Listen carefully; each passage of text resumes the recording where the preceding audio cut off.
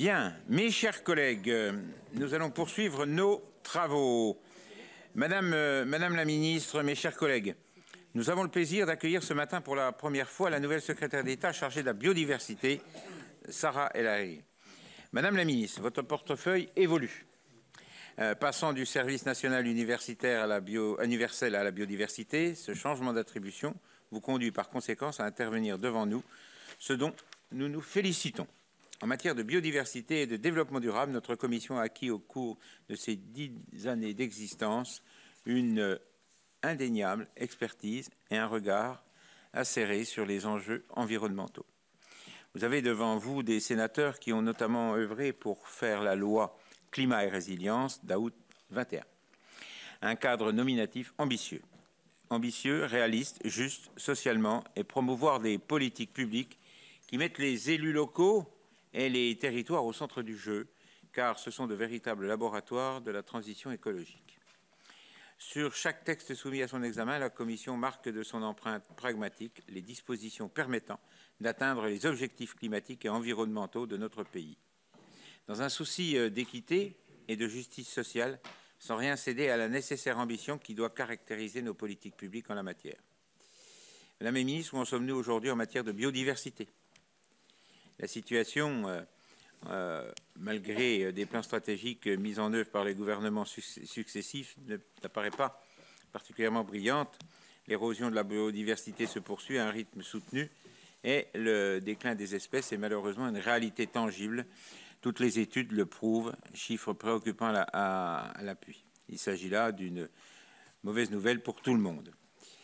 Dans le cadre d'un nouveau cadre mondial d'action a été fixé en décembre à l'occasion de la COP15 biodiversité, à laquelle a participé une délégation de la Commission composée de Guillaume Chevrollier, de Denis Saint-Pé et notre ancien collègue Jean-Michel Houllegatte, sans oublier Ronan Dantec. Cette séquence de diplomatie environnementale a permis l'adoption d'un cadre mondial ambitieux et, nous l'espérons, transformateur pour la biodiversité à l'horizon 2030.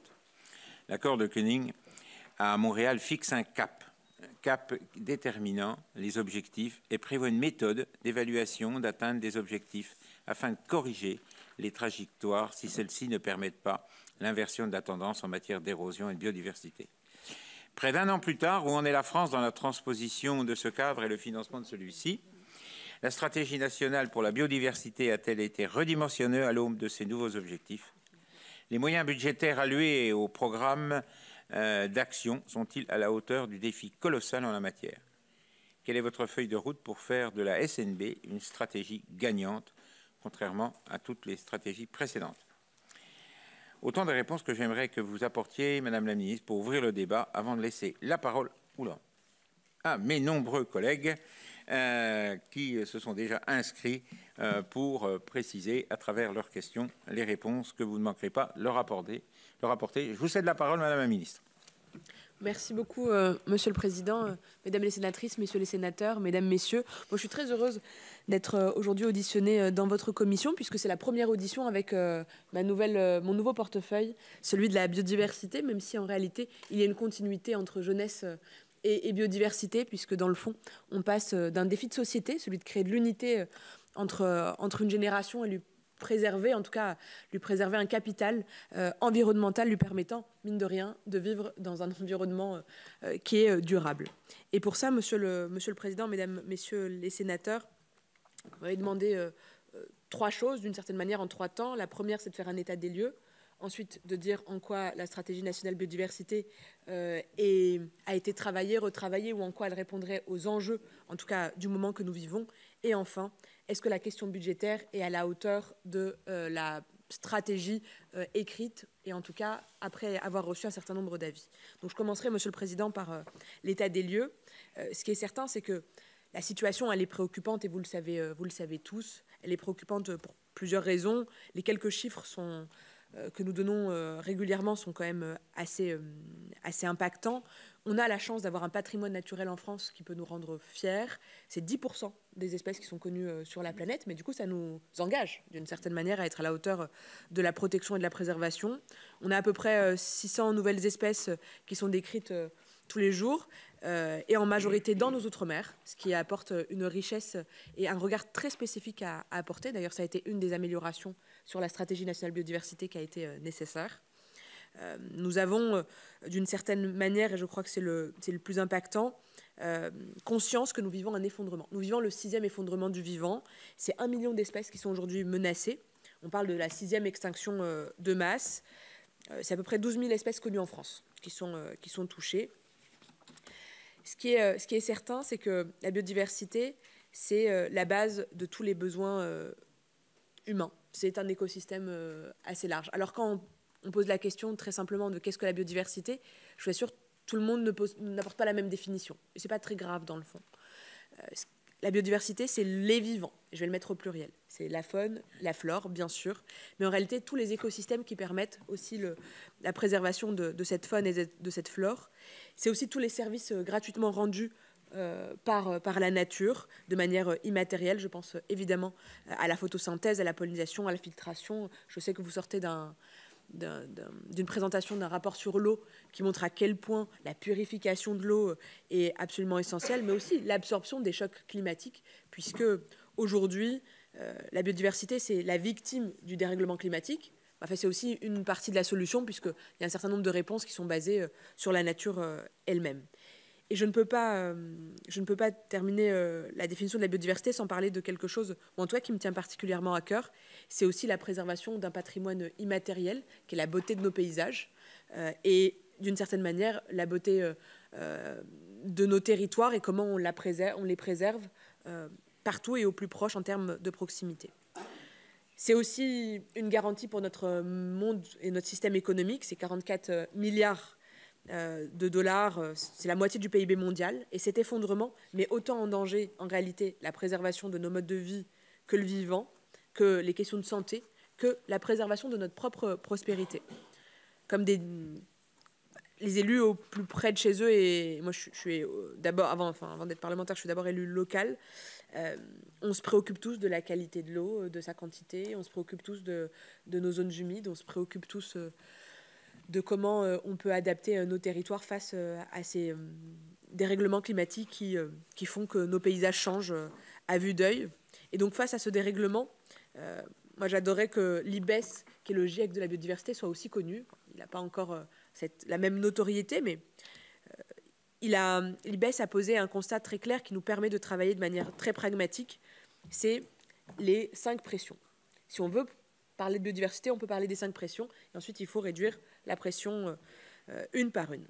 Ce qui est important, c'est que ces pressions, par ordre d'importance, c'est évidemment les changements d'usage sur terre et sur mer. La surexploitation des ressources, c'est assez évident. Le changement climatique, qui du coup intègre la biodiversité plus globalement dans la planification. Les pollutions, elles sont diverses, des intrants, mais aussi la pollution lumineuse, sonore, enfin c'est les pollutions au pluriel.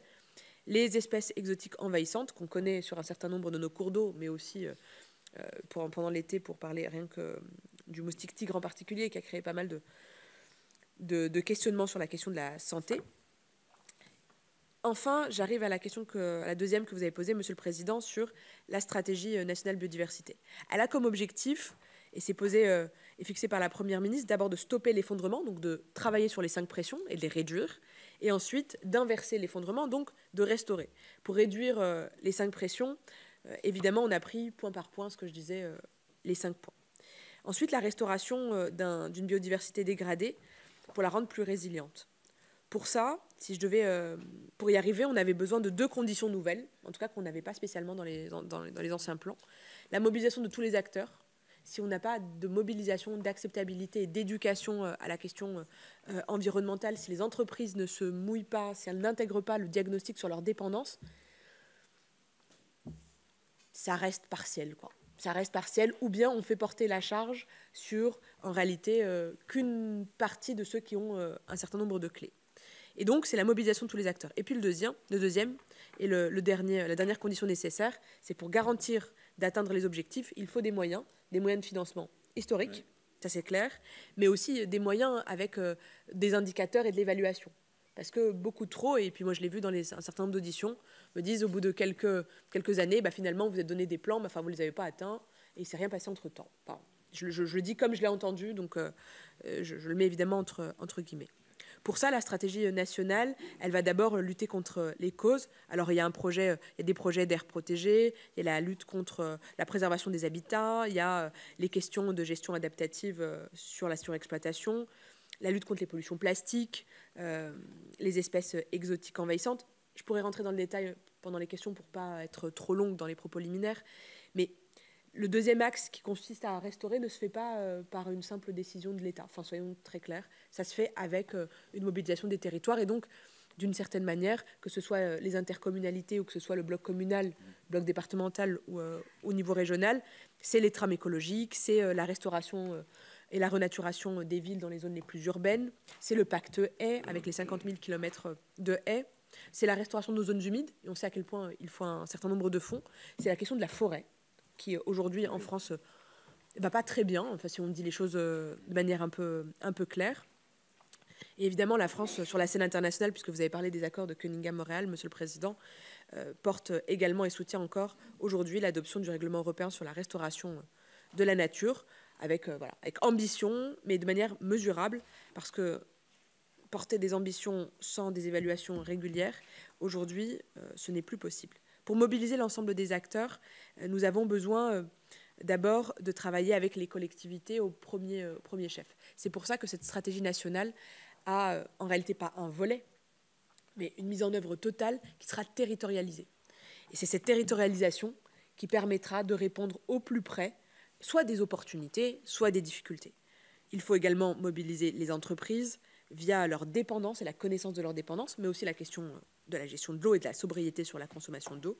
Et enfin, les citoyens, parce que alors c'est Cousteau qui disait ça, mais alors on aime ce qui nous émerveille et on protège ce que l'on aime. Donc dans le fond, si on arrive à émerveiller nos enfants avec des aires éducatives, avec de l'éducation, eh bien j'ai la conviction qu'on peut aller beaucoup plus loin. Cette territorialisation dont je parlais, qui est d'une certaine manière la mère des batailles à mes yeux, cette territorialisation, elle s'inscrit dans la planification écologique. Elle sera également portée avec Christophe Béchu pendant les COP régionales, qui permettront de poser un certain nombre de diagnostics. Et pour aller même plus en détail, on peut aller jusqu'à l'échelle communale, avec l'Atlas de la biodiversité communale, où on apprécie la biodiversité, on la qualifie, et ensuite, ça facilite les actions en faveur. Je connais le point de financement sur cet atlas, la biodiversité, l'investissement que ça demande. Aujourd'hui, ça peut être porté jusqu'à 80%, mais enfin, reste toujours les moyens à mettre en œuvre. Et je sais qu'il y a plus de communes qui ont postulé aujourd'hui et candidaté que de communes qui ont pu être accompagnées. Le dernier axe, je le disais, c'est maintenant les moyens. Et ces moyens, ils sont importants. C'est 10 milliards d'euros supplémentaires dans le cadre de la planification écologique, tous sujets confondus. 1,2 milliard plus spécifiquement sur biodiversité. Et dans biodiversité, il y a préservation de l'eau et biodiv. 475 millions sur plan eau, 400 millions supplémentaires sur la stratégie en tant que telle biodiversité, 300 millions pour les friches, et enfin 100 millions pour des fonds de renaturation. Pour vous donner une idée, cette année, il y a eu 12 700 dossiers qui ont été déposés pour 12,7 milliards en réalité d'euros. Et il y avait 431 millions seuls dans la stratégie biodiversité, hors renouvellement des friches, parce que pour le coup, les questions de dépollution et de renaturation sont particulières. J'espère que la haute assemblée qui est la vôtre renforcera le fonds vert de 500 millions supplémentaires, en tout cas je l'espère très, très sincèrement, en particulier sur un projet qui permet de réhabiliter et surtout de renaturer les écoles, permettant de faire de la désimperméabilisation ou encore la création d'îlots de fraîcheur, que ce soit sur les toits, que ce soit sur les façades. Donc des moyens renouvelés, mais une bataille, en tout cas je pense que je ne peux pas conclure mes propos sans en parler, la place de la science et de la connaissance dans cet ensemble, en tout cas dans ce défi du siècle, puisque aujourd'hui, plus que jamais, nous avons besoin de ces indicateurs. On sait que sur la question du climat, parce qu'il y a le coût de la tonne carbone, parce qu'il y a des trajectoires qu'on arrive à suivre, c'est peut-être plus facile. Ce qui est certain, c'est que la biodiversité, on a besoin de vulgariser, on a besoin de sciences participatives, on a besoin de ne pas opposer progrès et préservation. Et pour ça, il faut des gouvernances à la hauteur. Et pour faire évoluer ces gouvernances, eh bien, c'est tout le travail qui est fait aujourd'hui de manière interministérielle, sous évidemment la tutelle de la Première ministre et du ministre de l'environnement, avec quelque chose d'assez nouveau qui est le secrétariat général à la planification, le SGPE, qui sincèrement est met du vent dans les voiles, si vous me permettez l'expression peut-être un peu plus populaire. Ça change quand même la donne. Moi, j'ai été pendant 3 ans au ministère de l'Éducation nationale, et l'interministérialité sur les questions de jeunesse était peut-être plus difficile au quotidien parce qu'il fallait aller la chercher une par une. Là, on a des rendez-vous où cette interministérialité est évaluée et sincèrement, je vois en tout cas la différence. Mais pour avoir une stratégie qui tienne la route, eh bien, nous avons évidemment construit et co-construit et nous avons reçu les avis des 4 instances qui ont été saisies plus spécifiquement, le Comité national de l'eau, le Conseil national des mers et des littoraux, le Conseil national de la protection de la nature et enfin le Comité national de biodiversité, qui réunit à lui seul 143 membres, 9 collèges. Donc on a pu avoir une vision globale, collectivités, agriculteurs, monde économique, associations. Ça donnait vraiment des avis assez complets. Et donc la version définitive, Monsieur le Président, Mesdames, Messieurs les sénateurs, sera présentée dans quelques semaines. Donc le temps de stabiliser l'ensemble des avis. Mais ce qui est certain, et en conclusion, la situation de la nature aujourd'hui et du vivant exige des actions d'ampleur. On a des moyens budgétaires qui sont nouveaux et qui sont d'ampleur. Et c'est pour ça que, pour réussir, nous avons besoin de la mobilisation de l'ensemble des élus qui font la force de notre pays. Voilà, Monsieur le Président, de manière liminaire, la trajectoire qui m'a été donnée. Merci, Madame la Ministre. Je vais donner la parole à notre rapporteur budgétaire, Guillaume Chevrollier.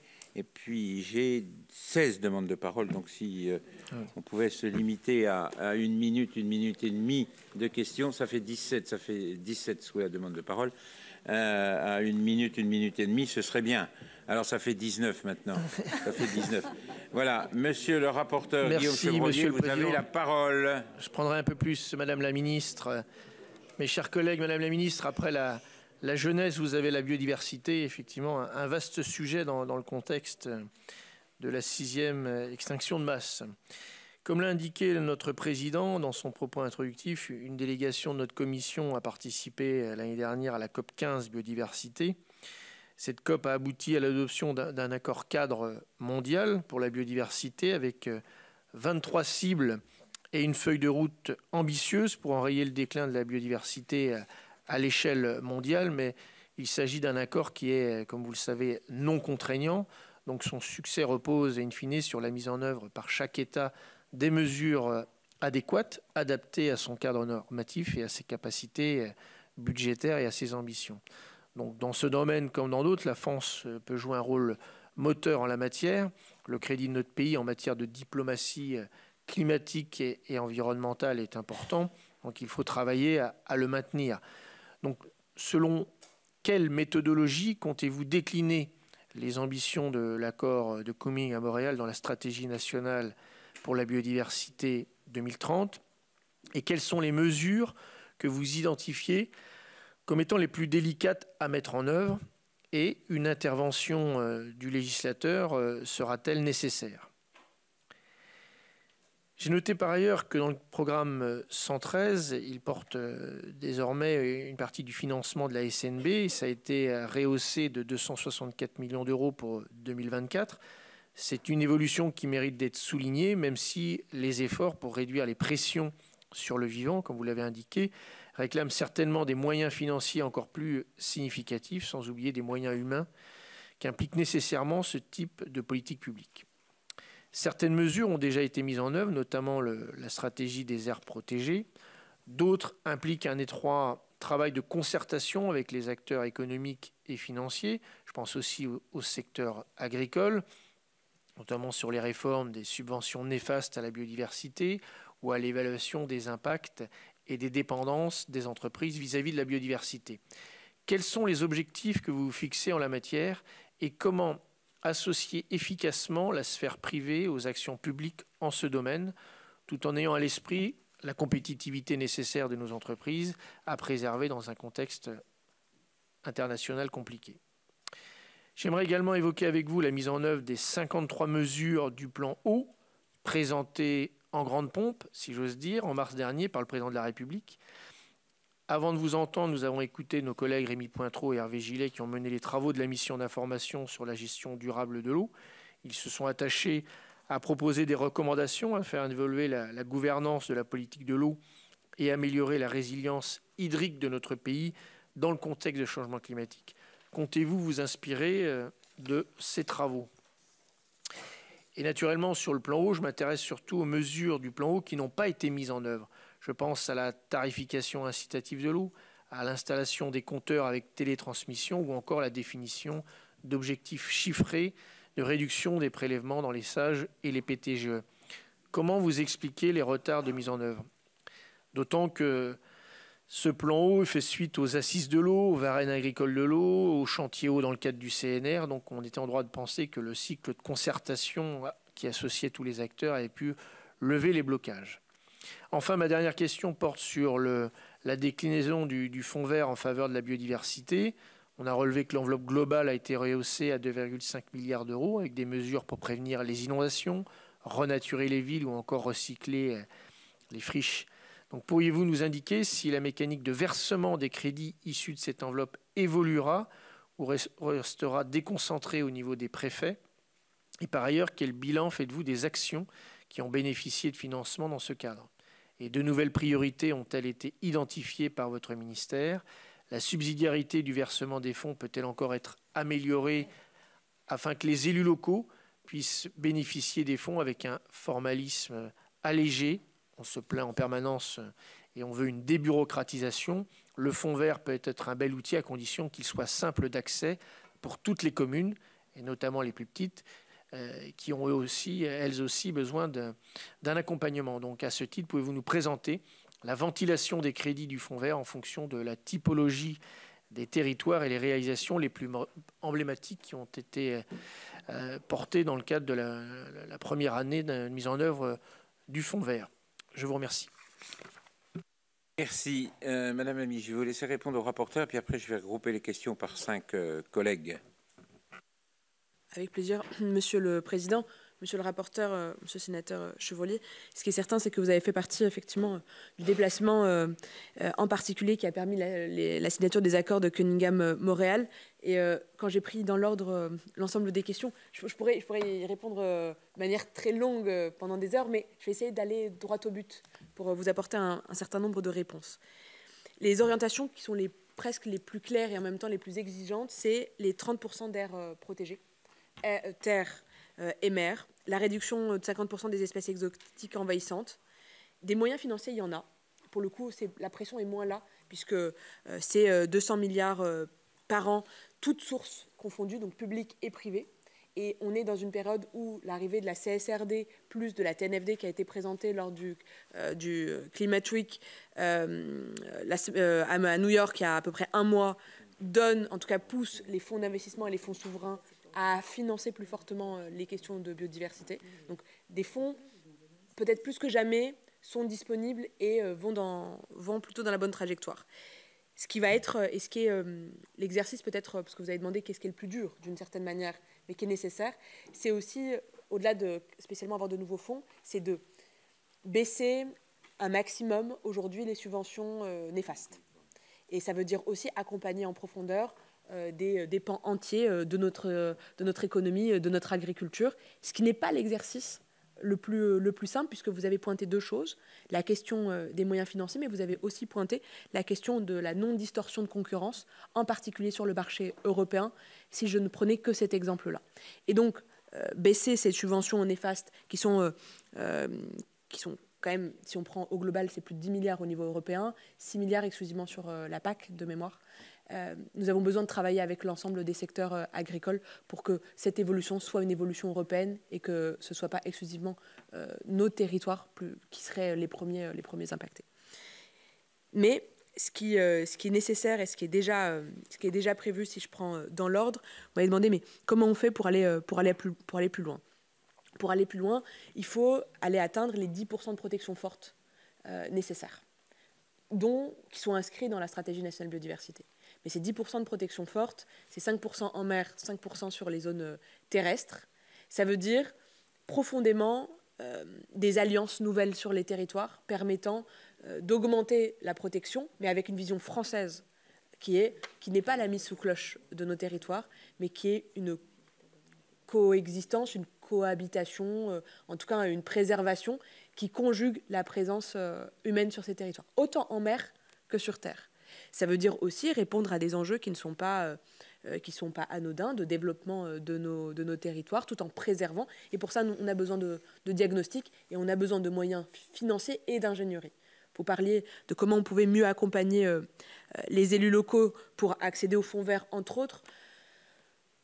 Il nous manque, en tout cas, il manque encore aujourd'hui, ce qui est certain, une brique ingénierie plus forte. Nous y travaillons avec, entre autres, la ministre en charge des collectivités, Dominique Faure, pour voir comment on peut mobiliser des moyens nouveaux en ingénierie, je pense à la NCT, mais pas que, permettant d'aller chercher peut-être le dernier kilomètre, mais enfin, pas loin, pour que les projets ne soient pas exclusivement expertisés comme éligibles ou non éligibles, mais plutôt mieux accompagnés et donc de bénéficier du fonds vert et donc des moyens de transformer jusqu'au bout la volonté qu'on voit. Enfin, moi, sincèrement, quels que soient les territoires, ce que je vois, c'est beaucoup d'envie, beaucoup de mobilisation, une prise de conscience qui est quand même très accrue.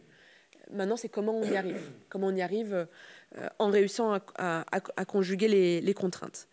Vous avez également parlé, monsieur le sénateur, de la question de l'eau et des 53 mesures. Évidemment, la parlementaire que je suis, vous imaginez bien qu'elle attend de prendre connaissance du rapport de vos collègues avec beaucoup d'intérêt pour voir comment on peut aller. Et j'ai compris qu'il y avait en plus une symbolique forte puisque ce rapport porte 53 propositions.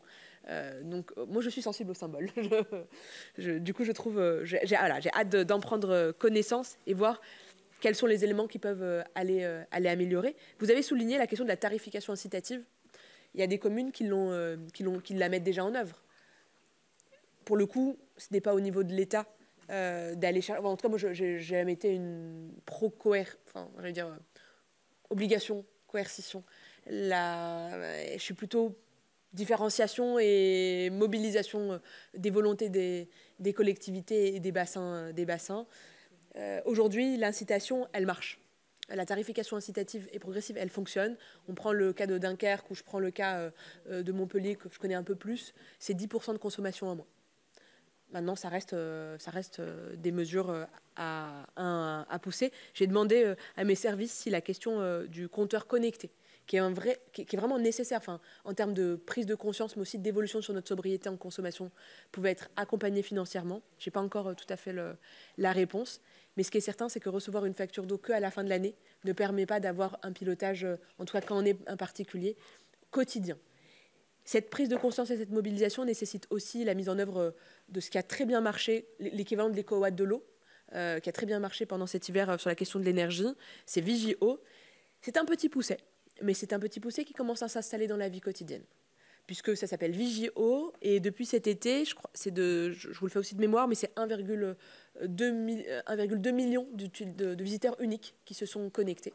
À nous collectivement, mais à mes services aussi, d'en faire la promotion peut-être un peu plus. Mais c'est les premières briques qui nous permettent une meilleure gestion. Monsieur le Président, j'essaye de faire des réponses synthétiques pour permettre à l'ensemble des sénateurs et sénatrices de commencer. J'essaie de croiser le regard de monsieur le rapporteur pour voir si ça la réponse est là. Bon, parfait. Merci. Donc, je vais donner la parole à Pascal Martin. Merci, Monsieur le Président, Madame la Ministre, mes chers collègues. Ce matin, c'est en qualité d'ancien rapporteur de la loi Climat et Résilience, promulguée en août 2021, que je m'exprime. Je suis naturellement, comme mes collègues, particulièrement attaché à la bonne application des dispositions de ce texte, les plus emblématiques, mais également celles qui ont moins fait couler d'encre. J'estime que le suivi de cette loi d'ampleur inégalée est une impérieuse nécessité. Après m'être quelque peu investi pendant plusieurs mois avec mes collègues Philippe Tabarot et Marta Tsidrack, il faut aujourd'hui assurer une veille post-législative, s'intéresser au déploiement de ces mesures dans le temps, tout en contrôlant la manière dont l'État s'emploie à les mettre en œuvre dans et avec les territoires. J'avais, vous l'avez évoqué, Madame la Ministre, rapporté l'article relatif à la stratégie nationale des aires protégées. Si aujourd'hui, Et vous l'avez rappelé, l'objectif de mise sous protection d'au moins 30% du territoire national terrestre et maritime est atteint. Nous sommes malheureusement loin du compte pour les aires sous protection forte, dont nous avions fixé la superficie de façon exigeante mais nécessaire à 10% d'ici à 2030. Il nous reste moins de 7 ans.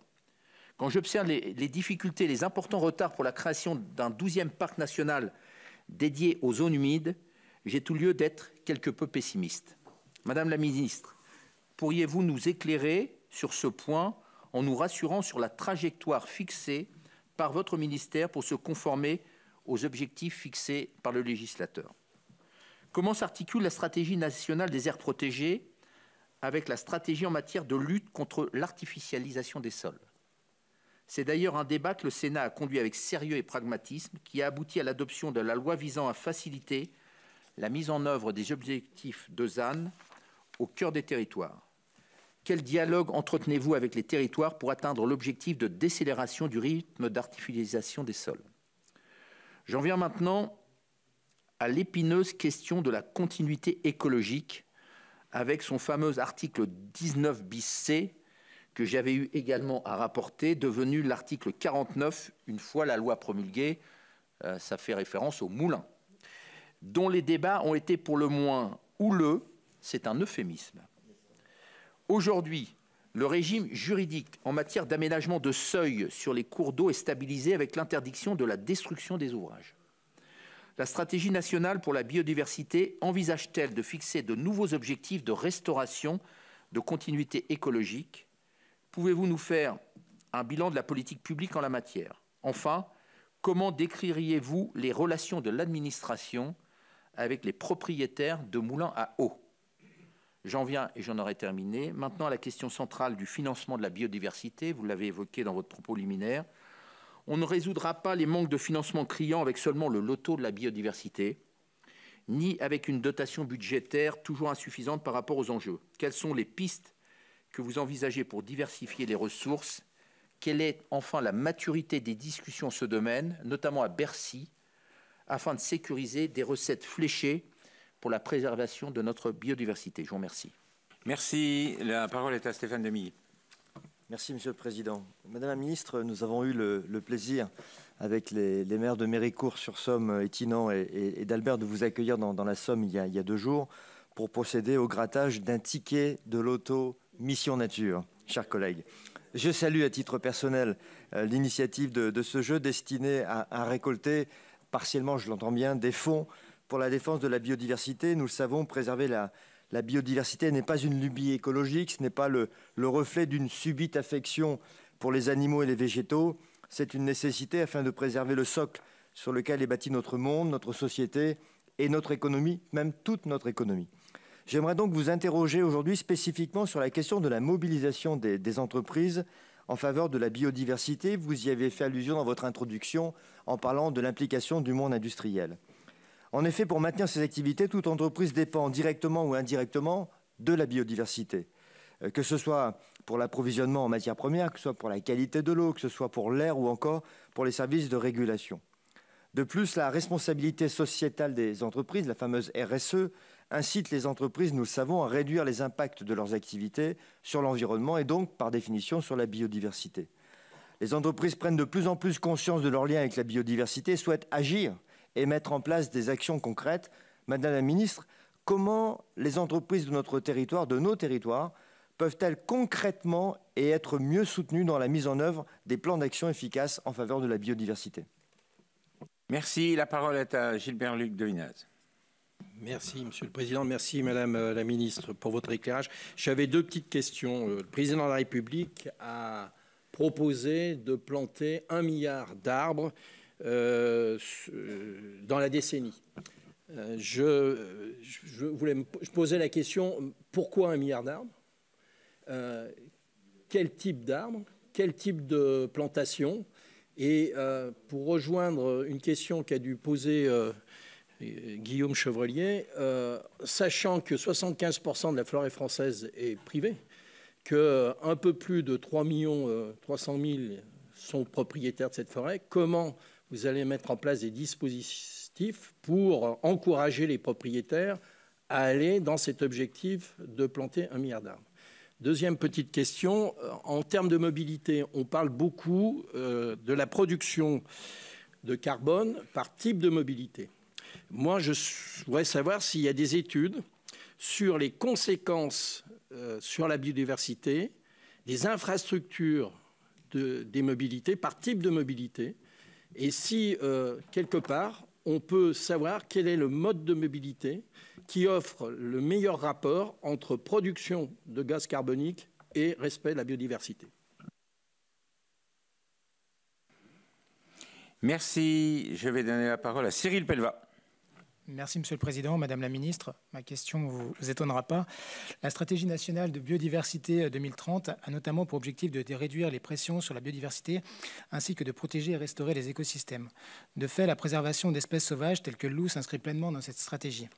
Même si à l'occasion d'un rapport en 2018, j'avais démontré qu'il y avait un recul pour la biodiversité avec une arrivée massive du loup dans nos massifs alpins. Or, depuis plusieurs années, la population lupine connaît une croissance exponentielle. Le nombre de loups en France a doublé entre 2018 et 2023, passant selon les chiffres à 1104 spécimens. Si la classification du loup comme espèce strictement protégée a permis la préservation et même le développement de l'espèce, elle a également de terribles conséquences sur le pastoralisme. À la hausse du nombre d'individus s'accompagne inévitablement le nombre d'animaux tués dans les élevages français. Ce sont en tout 58 000 animaux qui ont été tués par le loup depuis 2018. Au-delà de constituer un coût de 19,5 millions d'euros d'indemnités pour l'État, ces attaques de plus en plus nombreuses et régulières menacent directement la pérennité de l'élevage français. Dernièrement, le gouvernement a présenté le nouveau plan loup pour la période 24-29. Des mesures de limitation de la protection du loup y ont été exposées. Parmi celles-ci, le gouvernement envisage de demander un réexamen du statut du loup, d'espèces strictement protégées et espèces protégées, afin de permettre de mieux le réguler. Aussi, je souhaiterais savoir si cette demande de réexamen a d'ores et déjà été déposée par le gouvernement et si vous avez déjà eu à connaître le positionnement de la Commission européenne au sujet de cette modification, sachant qu'à l'occasion d'une proposition de résolution européenne qui avait été déposée par ma collègue Sylviane Noël et dont j'avais été rapporteur, nous avions eu une fin de non-recevoir. Voilà, je vous remercie. Je vais donner la parole à Nicole Bonnefoy. Merci, Monsieur le Président. Madame la Ministre, bonjour. Ma question, moi, portera sur les espèces exotiques envahissantes, et plus particulièrement le frelon asiatique, qui met à rude épreuve nos apiculteurs. Dans mon département, la semaine dernière, un apiculteur, c'était 14 ruches sur 17 qu'il avait perdues. Et bien évidemment, le réchauffement climatique offre des conditions optimales au développement de ces colonies, maintenant jusqu'à l'automne. Donc, aucun territoire n'est épargné. Il y a quelques années, j'étais intervenue sur le sujet, on était au début de la prolifération. Maintenant, tout le monde est concerné. Les collectivités essaient de faire ce qu'elles peuvent, mais en luttant avec leurs moyens. Le problème, c'est que la lutte n'est pas coordonnée, vous le savez, donc les actions donc, sont vaines. Vous évoquez dans l'axe 8 de votre stratégie 500 opérations coup de poing d'ici à 2025, visant ainsi une réduction de moitié du taux d'établissement de ces espèces invasives pour 2030. Vous indiquez vouloir mobiliser les collectivités et les acteurs sur des endroits sensibles. Néanmoins, la fiche 10 mentionne que les espèces visées par ce programme concernera surtout celles en cours d'installation, notamment en Outre-mer. Donc, mes questions sont les suivantes. Qu'entendez-vous par opération coup de poing? Le frelon asiatique fera-t-il partie des espèces concernées par ces opérations? Comment identifierez-vous les endroits sensibles et quels moyens financiers votre ministère entend apporter à cette politique? Évidemment, les apiculteurs de mon département, mais les apiculteurs de la France entière attendent des réponses fortes pour réguler le frelon asiatique qui ravage les ruches, mais qui met bien évidemment également en danger notre biodiversité et à terme la pollinisation. Donc, merci pour votre réponse. Si je vais donner la parole à Simon Husenat. Merci Monsieur le Président, Madame la Ministre. Deux sujets, l'eau et l'agriculture. Sur l'eau, nous en avons parlé juste avant votre audition, en particulier sur la réutilisation des eaux usées traitées. Vous avez signé un décret le 29 août dernier. Il y a un enjeu pour nous très important en Bretagne avec la place très forte des industries agroalimentaires, de pouvoir effectivement les mobiliser. Elles sont plutôt très volontaires. Alors, semblerait qu'un certain nombre de textes soient à venir sur le sujet. Est-ce que vous pouvez nous en dire plus pour effectivement les mobiliser au-delà des 1000 projets évoqués d'ici 2027, parce qu'il faudra sans doute là aussi aller plus loin. Deuxième sujet sur l'agriculture, en l'occurrence, parmi les priorités identifiées dans la stratégie nationale dont vous nous avez présenté la synthèse, figure la transition agroécologique. Et à ce titre, il existe un outil important, les mesures agro-environnementales et climatiques de seconde génération. Alors, il se trouve que c'est un regret, évidemment. La France est l'État membre de l'Union européenne qui alloue la plus faible part du second pilier de la politique agricole commune au MAEC. Donc ça, c'est déjà un premier regret. Mais surtout, l'État n'est pas au rendez-vous au plan financier. Ça a été déjà évoqué en particulier avec Région de France à l'occasion du congrès qui s'est tenu à Saint-Malo, mais il manque 300 millions d'euros au niveau national. Pour la région Bretagne, c'est 53 millions d'euros pour 3000 exploitations, des agriculteurs qui se sont engagés et pour lesquels la promesse d'un financement de fait assuré par l'État pourrait ne pas être au rendez-vous. Donc nous avons joué le jeu, les élus, les acteurs économiques au sens large, pour accélérer cette transition agroécologique. Il ne serait pas compréhensible que l'État ne soit pas au rendez-vous. Donc plusieurs démarches ont été conduites auprès de différents ministres, en particulier le ministre de l'Agriculture. Est-ce que vous pourriez nous apporter des garanties sur ce point? Et puis terminer enfin, toujours sur le sujet agricole, sur la partie agriculture biologique, vous fixez l'objectif de 20% de surface agricole utile à horizon 2030. C'est inférieur à l'objectif européen. Est-ce que vous comptez réévaluer cette ambition? Et puis enfin, sur le respect de la loi Egalim, là aussi l'État n'est pas au rendez-vous, bien en deçà de ce que les collectivités locales sont d'ores et déjà en capacité de faire, en particulier sur les 50% de produits sous signe de qualité servis dans la restauration collective et les 20% issus de l'agriculture bio. Est-il prévu une mobilisation supplémentaire de l'État pour être là aussi au rendez-vous des attentes? Je vous remercie. Je vais donner la parole à Sébastien Fagnan. Merci, Monsieur le Président, Madame la Ministre, mes chers collègues.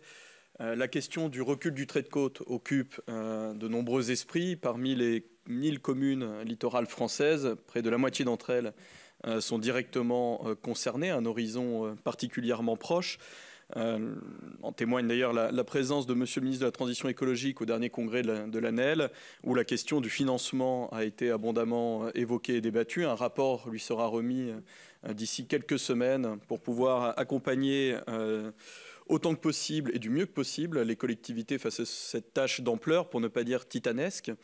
Si l'essentiel de nos efforts aujourd'hui se concentre sur la question de la relocalisation des biens, ce qui est une évidence au regard de la sensibilité particulière de ces opérations foncières, mais aussi humaines, puisque l'on touche à l'habitat, la question du traitement des espaces renaturés et qui ont été pendant des décennies façonnés par la main de l'homme se pose également. Madame la Ministre, un axe de travail et de réflexion est-il prévu au sein de la stratégie nationale pour la biodiversité sur la restauration et l'accompagnement des collectivités de ces espaces afin qu'ils redeviennent des espaces dédiés à la continuité écologique? Je vous remercie. Merci, chers collègues. Je vais donner la parole à Marta de Cidrac. Merci, Président. Madame la Ministre, vous avez évoqué dans vos propos liminaires les principales mesures de la stratégie nationale de la biodiversité. Je voudrais revenir plus spécifiquement sur l'une des mesures qui apparaissent et que vous avez effectivement évoquées aussi dans vos propos liminaires. C'est celle qui concerne le renforcement de la lutte contre la pollution plastique. Et notamment, dans la mesure, il est question de résorber 94 décharges littorales, en fait, portant sur ce sujet-là. Donc, moi, j'avais une première question là-dessus.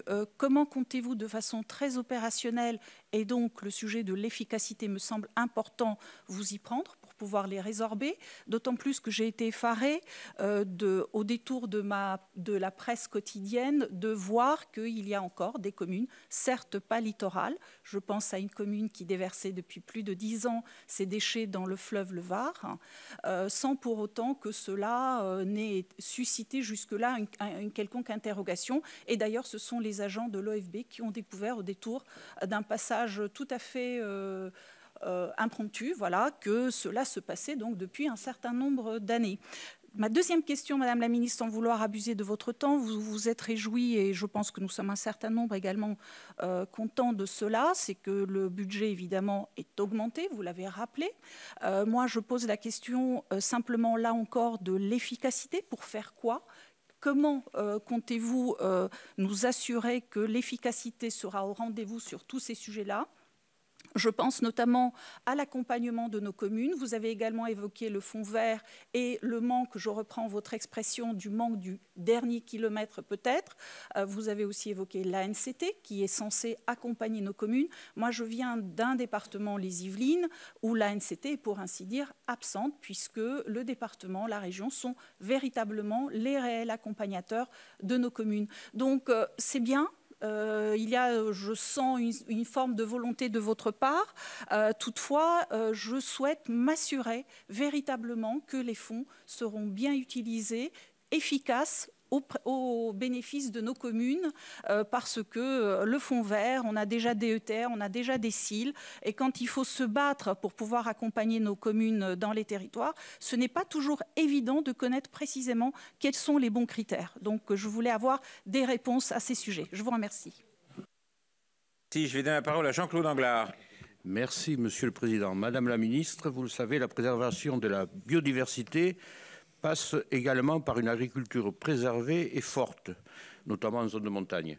Alors, je le dis parce que ma question était sur le loup, mais mon collègue Cyril Pellevat l'a posé, et donc on vous a lu dans Le Monde, n'est-ce pas, du 19 septembre, vous avez dit la hausse de la population justifie qu'on lâche un peu de l'est sur la procédure et qu'on soit plus efficace sur les tirs. Donc ça nous a beaucoup intéressé, vous nous direz comment depuis vous avez avancé sur le sujet. Et ma deuxième question porte sur un autre animal qui s'appelle le râteau-pied. Je ne sais pas si vous savez ce qu'est le râteau-pied.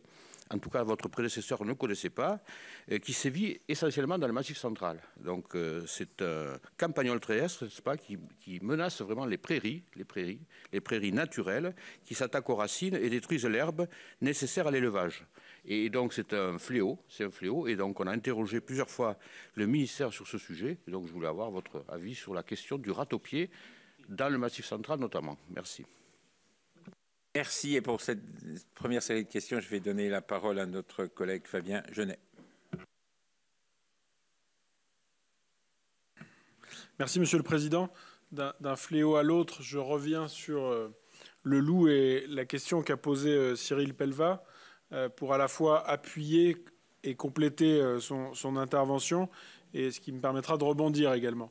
Appuyer pour dire combien effectivement cette pression du loup est de plus en plus prégnante. Ça a été dit, en 2018, 38 départements concernés, aujourd'hui 53, dont la Saône-et-Loire qui est un des nouveaux fronts de colonisation du loup, avec des attaques qui se multiplient, qui concernent désormais à la fois des brebis, des agneaux, des béliers, mais aussi des broutards. Donc il y a une évolution vers des attaques sur les bovins.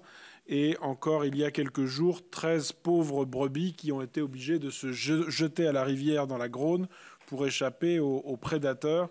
Et je ne vous redis pas, Madame la Ministre, combien, au-delà des attaques sur les animaux et les questions que cela nous pose, puisque nous sommes tous de plus en plus sensibilisés sur le bien-être animal, lorsqu'on voit les dégâts provoqués par le loup, les animaux massacrés, eh bien effectivement, on se pose un certain nombre de questions sur le sujet. Et je rappelle également les perturbations terribles que cela cause aux éleveurs qui effectivement vivent désormais dans l'angoisse de ces attaques et qui vivent très très mal psychologiquement ces attaques contre leurs animaux et la mise en cause de leur travail. Compléter peut-être la question, effectivement je fais mienne l'interrogation de Cyril sur votre position sur le changement de statut de l'espèce, mais au-delà de cette question, peut-être vous demander, et également du calendrier sur lequel on aimerait avoir des précisions très, très claires, Peut-être également quelques précisions sur votre position concernant les autres aspects, les problèmes de comptage de l'espèce au niveau national, au niveau européen, la problématique des tirs de prélèvement, mais également tout ce qui tourne autour des moyens de protection, puisque vous savez qu'il y a beaucoup d'interrogations des éleveurs sur les chiens patous et sur le statut de ce chien. Donc est-ce que là-dessus, vous avez également des annonces à nous faire? Et pour ne pas être trop long, je voudrais également mentionner qu'en Saône-et-Loire, ce problème du loup nous amène à vous demander de prendre en compte les spécificités du territoire bocager, des plaines et du bocage, qui rend très difficile les mesures de protection. Et ça m'amène effectivement à rebondir sur ce que vous disiez dans votre propos liminaire sur la beauté des paysages, le caractère immatériel de ceux-ci, à appeler votre attention sur le fait qu'en Saône-et-Loire également, nous sommes très en pointe là-dessus. Ça correspond à une des actions de votre stratégie nationale de biodiversité, en particulier sur la protection des haies. Et je ne sais pas si vous savez que le Charolais-Brionnais souhaite classer le paysage de l'élevage bovin charolais au patrimoine mondial de l'UNESCO, avec une inscription sur la liste des biens d'État français. La valeur universelle exceptionnelle de ce bien a déjà été reconnue. Nous sommes dans la dernière ligne droite. Et naturellement, avec l'ensemble des élus du département, nous serions très heureux de pouvoir vous compter à nos côtés pour défendre cette très belle candidature. Je vous remercie. Madame la ministre, je vous donne la parole pour répondre à ces quelques questions. Merci beaucoup, Monsieur le Président. On m'avait dit que la commission était exigeante. Je confirme la réputation d'exigence et des questions. Donc je vais essayer j'ai pris des notes pour essayer de répondre à l'ensemble, en tout cas au maximum des interrogations. Pour commencer, Monsieur le député Pascal Martin, vous avez... Monsieur le sénateur.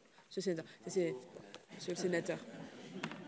Ça, j'ai pensé à mes propres collègues. Mais Monsieur le sénateur, excusez-moi. Vous avez particulièrement posé la question, peut-être avant de rentrer dans la question de la protection de comment on l'a fait, vous avez posé la question du 12e parc national. Je pense que le temps que ça prend, la difficulté que ça amène à le mettre en œuvre, c'est l'illustration aujourd'hui peut-être d'une incompréhension très profonde sur qu'est-ce que signifie une protection, jusqu'où ça va et finalement quelles sont. Est-ce qu'il y a une perte de pouvoir local, est-ce que c'est que des contraintes ou pas? Et c'est comme ça que c'est perçu encore beaucoup trop. Ce qui est certain, c'est que le dernier rapport de l'inspection que nous avons reçu ciblait 3 territoires, en tout cas qui seraient dans un idéal. La Camargue, la Loire et la Guyane. Ce qui est certain, c'est qu'il n'y a pas de territoire qui se dégage de manière volontaire. En tout cas, on n'a pas encore de territoire qui disent moi je suis prêt à soutenir ou à accueillir un parc national. Mais ce qui est certain, c'est que je pense que aujourd'hui, nous avons une opportunité en or pour faire que ce parc national qui est dans la stratégie nationale biodiversité soit une chance pour le territoire qui va l'accueillir. Et c'est une réelle chance pour plein de raisons. D'abord parce que c'est des moyens supplémentaires, des moyens financiers supplémentaires, de rayonnement. On parlait de valeur paysagère, on parlait de valeur de préservation d'espèces, mais aussi de moyens nouveaux. Les parcs le permettent. Et la question qui se pose, c'est comment nous faisons le pas, peut-être de zones déjà qui sont protégées, à des protections plus fortes, à des cœurs de parc. Mais c'est un changement en profondeur dans la manière de faire et la manière d'accompagner et d'installer ce parc national plus spécifiquement. Mais je suis confiante sur les prochaines semaines.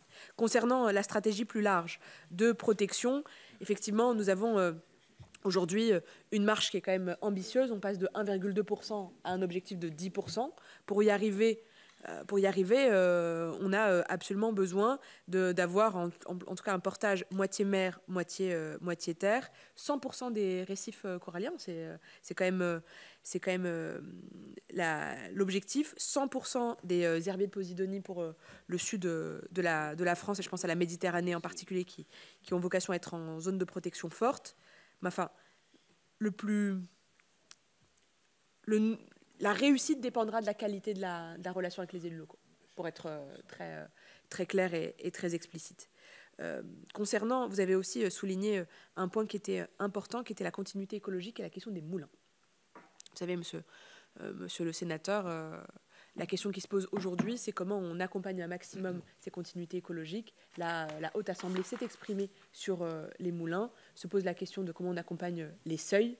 La propriété privée est aujourd'hui inscrite dans nos textes les plus importants. Cependant, on a besoin d'accompagner ces continuités avec l'accord, avec le travail de concertation et le dialogue au niveau le plus proche. Faisons la distinction entre les seuils et les moulins aussi, à certains moments, et appuyons-nous sur tous les moyens qui permettent, évidemment, je pense aux passes à poissons, mais pas que, puisqu'on sait à quel point les passes à poissons, c'est un coût énorme, et en même temps, c'est un bout de la réponse, mais elle n'est pas exclusive et elle n'est pas parfaite.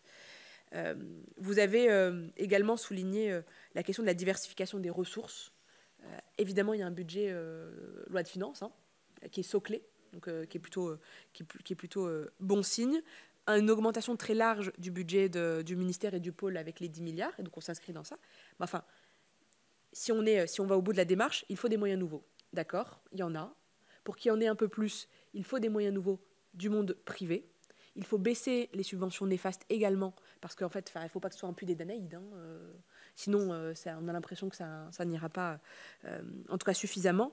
Et puis enfin, il y a aussi besoin, je pense, d'une diversification des ressources au sens comment on crée un crédit biodiversité. Et c'est la mission qui est aujourd'hui donnée par le président de la République à Sylvie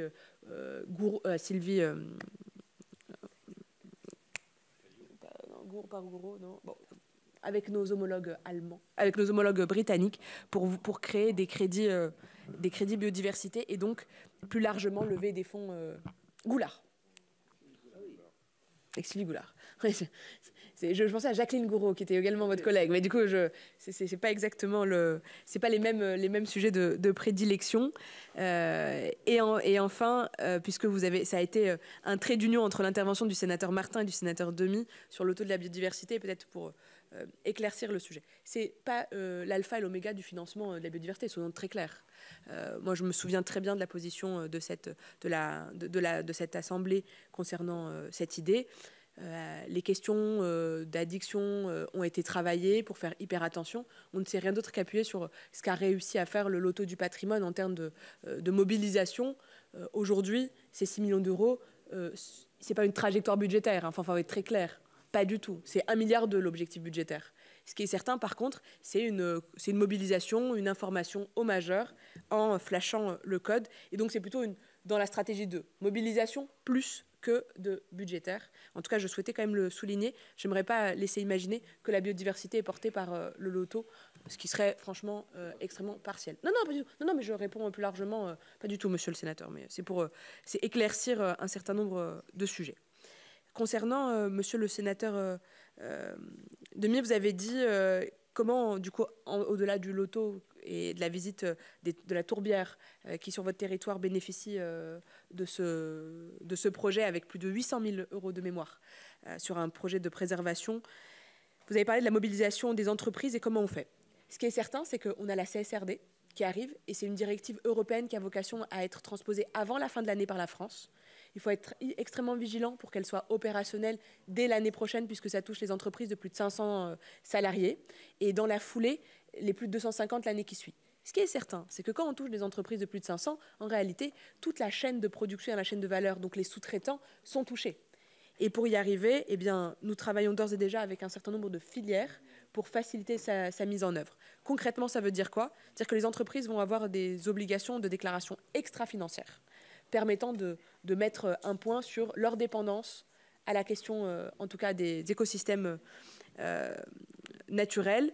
Aujourd'hui, on a encore un retard de connaissance. C'est une certitude. Mais il ne faut pas oublier nos plus petites entreprises, nos artisans. Et donc, il y a aujourd'hui un projet qui est porté par, je vous le fais de mémoire, par l'ADEME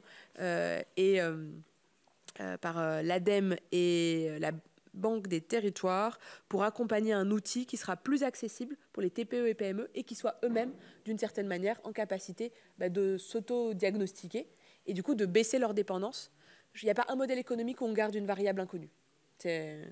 En tout cas, c'est un essentiel. Et puis, la Banque de France, dans le cadre du réseau des banques centrales, qui se mobilise avec les premières hypothèses qui seront publiées en novembre concernant quel risque de stress test sur notre économie et sur nos secteurs, sachant que le plus impacté sera certainement la construction et l'alimentation, qui ont les plus grandes dépendances, la question de l'eau étant primordiale dans cette dépendance.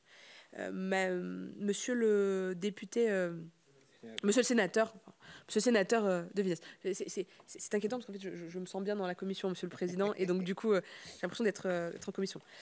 Monsieur le sénateur, vous avez parlé du milliard d'arbres. Pourquoi 1 milliard à planter et le fait que 75% de notre forêt est privée? Vous avez raison.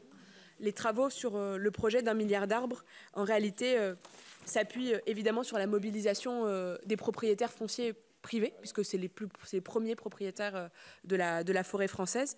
Mais pourquoi 1 milliard? Parce qu'en moyenne, en France, on plante entre 50 et 60 millions d'arbres. Et donc, l'effort, c'est de le doubler. Si on passe de 50 millions d'arbres plantés à 100 millions, c'est un effort de renouvellement de génération au moment où la forêt française subit déjà des attaques de scolytes assez forts, mais aussi des morts subites liées en réalité au dérèglement climatique qui fait que nos essences, pour une partie d'entre elles, n'arrivent pas à s'adapter à la vitesse du dérèglement. Nous avons vocation, effectivement, dans cette ambition d'accompagner un certain nombre de propriétaires qui le souhaitent. Peut-être le plus difficile, mais c'est une réalité de notre pays, c'est le morcellement de la forêt privée. Et c'est les petits propriétaires qui, pour un certain nombre, sont propriétaires parce que c'est un héritage et aujourd'hui n'ont pas encore conscience parfois de leur propre propriété. Ce qui est certain, c'est qu'il faut accompagner la préservation de nos forêts pour garantir sa qualité. Et donc, quelles essences? La question des essences, on la travaille avec l'ONF principalement et un certain nombre de chercheurs pour voir remonter des essences du sud vers le centre et puis du centre vers le nord. Mais ça, c'est le pur produit du dérèglement climatique. Vous avez posé la question également du carbone et des mobilités en disant comment on pose le sujet. Dans le cadre de la présentation de la planification écologique, effectivement, les mobilités génèrent un certain nombre d'émissions. On choisit de ne pas opposer décarbonation et biodive. En fait, c'est le même. Enfin, en tout cas, c'est les deux faces d'un combat qu'on pourrait appeler jumeaux. Et donc, la question des infrastructures aujourd'hui qui sont prises dans le cadre de la stratégie nationale biodiversité, c'est plutôt la résorption des difficultés de continuité écologique sur l'ensemble du territoire et d'accompagner plutôt le ministre des Transports dans l'électrification de la flotte ou encore le développement de transports en commun moins énergivores. Monsieur le sénateur Pelva, vous avez posé la question du loup. Et en fait, vous avez posé deux questions en réalité. La question du statut du loup et du PNA. Et du coup, du retour sur le PNA. La question du statut, à ma connaissance, au moment où on se parle, il n'y a pas eu de demandes qui ont été réactivées suite aux déclarations de la présidente von der Leyen, mettant en tout cas un calendrier plus clair.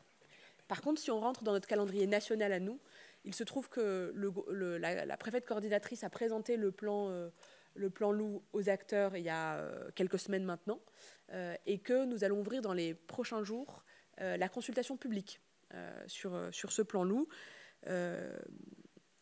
Ça reste aujourd'hui une espèce strictement protégée. Ce qui est certain, c'est que la dynamique, elle est réelle. La question de la viabilité démographique est plutôt actée sur notre territoire. La viabilité génétique ne l'est pas encore. Et donc la question de la viabilité génétique devra être levée, comptée, avec nos voisins italiens, enfin principalement sur l'arc alpin. Aujourd'hui, au moment où je vous parle, je ne sais pas vous dire si c'est atteint, pas atteint, je ne saurais pas vous le dire. Je ne présage pas de la réponse d'ailleurs. Mais ce qui est certain, c'est que nous n'avons pas à la porter seuls. Nous avons à la porter avec nos voisins frontaliers. Il ne faut pas laisser imaginer, parce que je l'ai entendu de la part d'un certain nombre, dans le débat public, que si le statut du loup venait à changer, pour des raisons d'évolution et de démographie ou de viabilité atteinte, qu'il n'y aurait plus aucune protection. Même s'il venait à passer de très strictement à protéger, en réalité, il reste des modalités de protection. Et je pense que c'est important de le rappeler. Le plan national qui a été présenté est un plan équilibré, ce qui me permet aussi de répondre à d'autres sujets. Mais je reviendrai sur les modalités de tir plus spécifiquement, puisque la question m'a été posée. Et donc le calendrier européen, pour le moment, pas de...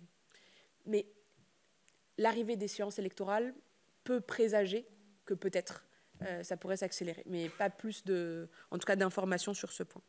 Madame la sénatrice Bonnefoy, sur les espèces exotiques envahissantes, aujourd'hui le frelon asiatique effectivement fait des dégâts absolument partout.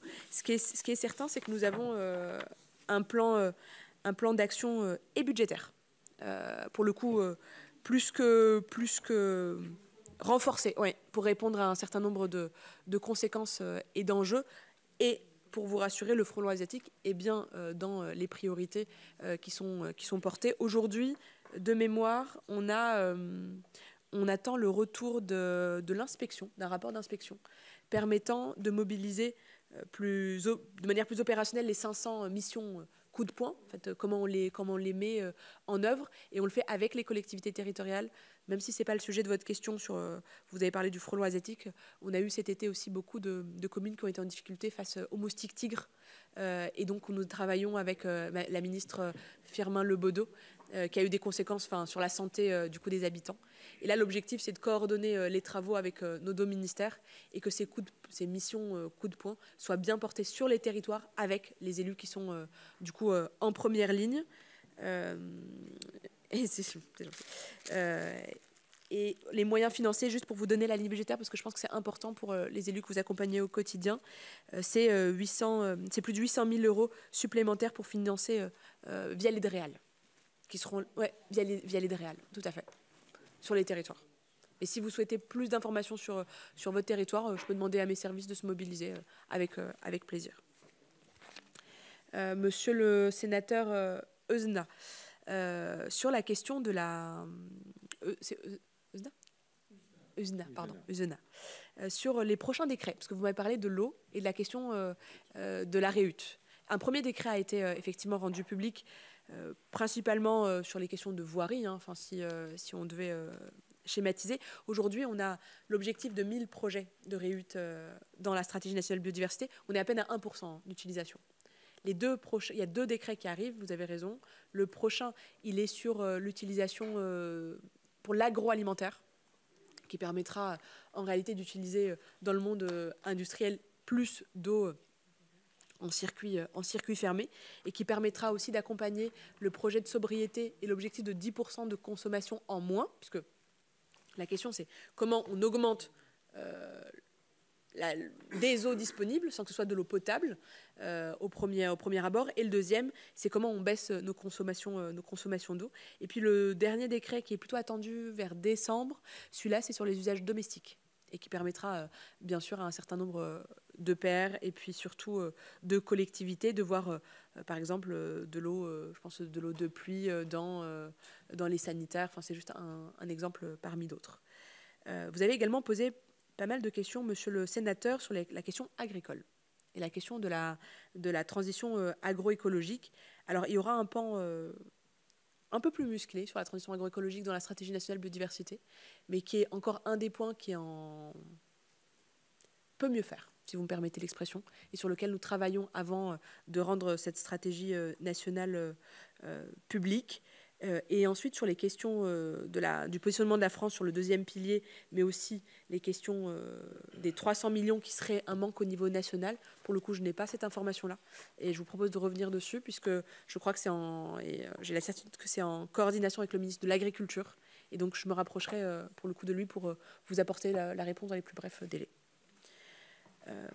Monsieur le sénateur Fagnan, vous m'avez sollicité sur la question du recul du trait de côte et du financement aujourd'hui, principalement où on relocalise les biens. Il y a 2 enjeux et en fait ça a été souligné également par votre collègue. Le risque de submersion aussi pose 2 questions. D'abord, nous travaillons très bien avec le président Moreau. Il se trouve que c'est un voisin de territoire, également avec sa casquette de maire, mais là c'est plutôt sa casquette de président des villes et des communes littorales. L'accompagnement est porté en plus au niveau du ministre de l'écologie, par Christophe Béchu lui-même, sur comment on accompagne l'évolution. Mais moi, ma vigilance, et ce qui sera très fort dans la stratégie nationale biodiversité, c'est comment on évite la submersion de décharges qui sont aujourd'hui et qui vont être pour nous une priorité, parce que La submersion, aujourd'hui, on pense à la relocalisation évidemment des biens. Enfin, si on arrive dans une situation où le trait de côte recule et que la submersion nous amène à avoir des pollutions territoriales, ce serait pour le coup dramatique. Donc, le point sur lequel on focus le plus, c'est celui-là. Madame la sénatrice Sidrac, vous avez également parlé, Madame la sénatrice, de cette question de pollution aussi, et de pollution, pour le coup, qu'on n'a parfois pas identifiée. Moi, j'ai été particulièrement touchée, mais ça vient un peu compléter vos propos sur le fait d'avoir identifié des lieux, mais quasiment par hasard, ce qui est malheureux, la réalité est là, d'où l'opportunité que j'ai aujourd'hui de saluer le travail de l'OFB, même si aujourd'hui je sais que leur mission a aussi vocation à être mieux connue, mieux accompagnée, plus en adéquation avec nos élus locaux pour avoir plus d'impact en tout cas en termes d'efficacité. Quand on a eu les incendies en Bretagne, après on a identifié, je crois que c'était 2,5 tonnes de déchets dans les forêts du Mont d'Arrée, qu'on n'avait pas sous les yeux de fait, mais qui étaient bien là. Et donc la question aujourd'hui des pollutions et de la manière de les résorber est absolument nécessaire. Et donc l'accompagnement, évidemment, va de soi, Madame la sénatrice. Monsieur le sénateur, sur les ratopiers, je suis obligée de vous dire que je ne connais pas en toute sincérité les ratopiers, mais que, effectivement, pour le coup, mes services maîtrisent. Denrée locale. Oui, je l'avoue. Je l'avoue simplement. Ce qui est certain, c'est qu'effectivement, les haies, de ce qu'on me dit, favorisent ces prédateurs. Et donc, il faut être vigilant dans le cadre de l'élevage, qui vit lui-même une pression particulière. Mais les solutions sur la nature qu'ils permettent, c'est plutôt favoriser effectivement des rapaces prédateurs qui permettraient de lutter contre ces ratopiers. Mais au-delà, monsieur le sénateur, de manière très sincère, de la question des rapaces qui pourraient permettre de lutter contre les ratopiers, je n'ai pas une expertise qui pourrait éclairer les travaux de la commission. Vous avez également posé la question des modalités de tir, sur lesquelles je peux revenir peut-être plus en détail. Les modalités de tir, elles ont été travaillées avec les louvetiers. Elles ont été également dans le sens...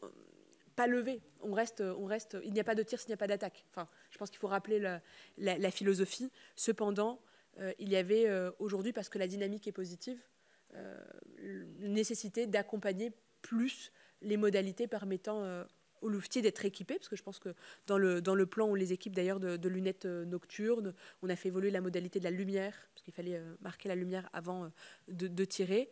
Mais on reste sur une réponse de défense. C'est a posteriori. Et puis il y avait les groupes qui pouvaient tirer, parce que c'était la question des tirs groupés. Les modalités de tir, leur vocation, elles étaient plutôt de permettre, face à la prédation, mais tout en respectant le statut du loup, et bien de permettre aux éleveurs d'avoir un certain nombre de réponses face à une dynamique démographique qui augmentait. Monsieur le sénateur Jeunet. Mon N ressemblait trop à un R. Vous m'avez posé la question, pareil, sur la question sur le loup, les fonds de colonisation et le statut du patou. Dans le plan, il y a un travail qui est fait sur le statut du patou. Parce qu'aujourd'hui, la responsabilité qui pèse sur l'éleveur est, je ne sais pas si le mot est approprié, mais en tout cas, peut paraître disproportionné, compte tenu de la nécessité d'avoir un certain nombre de protections nouvelles, vu la dynamique que nous avons. Et donc, la question qui se pose, c'est comment on fait évoluer le statut du patou. Aujourd'hui, les travaux sont ouverts avec le ministère de l'Agriculture sur cette question, mais elle n'est pas du tout taboue, comme la question des fronts de colonisation. Aujourd'hui, on voit des fronts de colonisation par des loups solitaires. On voit également un certain nombre de départements voir l'arrivée du loup. Mais enfin, il y a deux philosophies. Soit on pose la question de la philosophie des zones occupées, des zones libres, où on considère que nous avons besoin de créer de la protection au maximum, même s'il y a des territoires où effectivement la protection, au moment où on se parle, n'est pas optimale, où nous n'avons pas encore tous les moyens. C'est pour ça que dans le plan loup, il y a toute une partie sur les expérimentations nouvelles, alors du létal au non létal, pour être très large.